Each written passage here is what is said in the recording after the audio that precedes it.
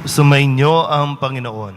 At sumaiyo rin. Ang mabuting balita ng Panginoon ayon kay San Lucas. Papuri sa iyo, Panginoon. Noong panahong iyon, nakita ni Jesus ang isang publikano na nagngangalang Levi, nakaupo sa paningilan ng buwis. Sinabi sa kanya ni Jesus, "Sumunod ka sa akin." Tumindig si Levi, iniwan ang lahat at sumunod kay Jesus. Si Jesus ay hinandugan ni Levi ng isang malaking piging sa kanyang bahay. Nakasalo niya roon ang mga publikano at ang iba pang mga tao. Nagbulong-bulungan ang mga Pariseo at ang kanilang mga kasamang iskriba. Sinabi nila sa mga alagad ni Jesus, "Bakit kayo kumakain at umiinom na kasalo ng mga publikano at ng mga makasalanan?" Sinagot siya ni Jesus, "Hindi nangangailangan ng manggagamot ang walang sakit, kundi ang may sakit. Naparito ako hindi upang tawagin ang mga matuwid, kundi ang mga makasalanan upang magsisi." Ang mabuting balita ng Panginoon. Pinupuri ka namin, Panginoong Heso Kristo. Isang magandang umaga po sa inyong lahat.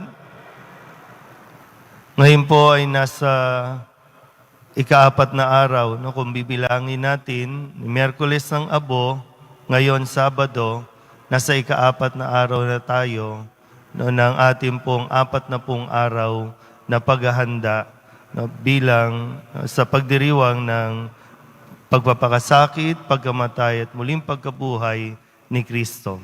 40 days, no, na paglalakbay natin. Ngayong araw na ito, ngayong umagang ito, tayo ay muling pinapaalalahanan na hindi lang tayo naririto para lamang magsimba. Hindi tayo naririto para lamang magrosaryo o kung ano pa man mga nobinaryo na dapat gawin. Hindi lang tayo naririto para umupo lang dito. Kung paanong ang kwento ni Levi sa ating ebanghelyo ngayon na siya'y nakita ni Kristo, no? At si Levi, tinuturing na isang makasalanan, ay tinawag ni Kristo at sinabihan na sumunod sa akin. Na siya rin namang ibinabato at binibigay sa atin na pangungusap na tayo po ay pinasusunod ni Kristo sa Kanya. Muli, no? Babalik ko. Hindi tayo naririto para lamang umupo at lalo tigit para lamang, no, mahalaga yung nandito ka at makinig. At kung papakinggan natin, ano ba ang sabi ni Kristo sa atin? Sumunod sa akin. So, tinatawag tayo para saan? Sabi nga po dito, no, naparito siya hindi para sa mga matuwid, kundi para sa mga makasalanan, para magsisi.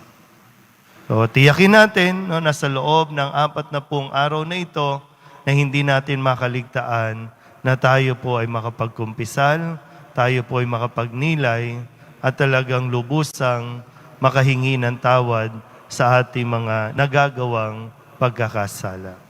Amen?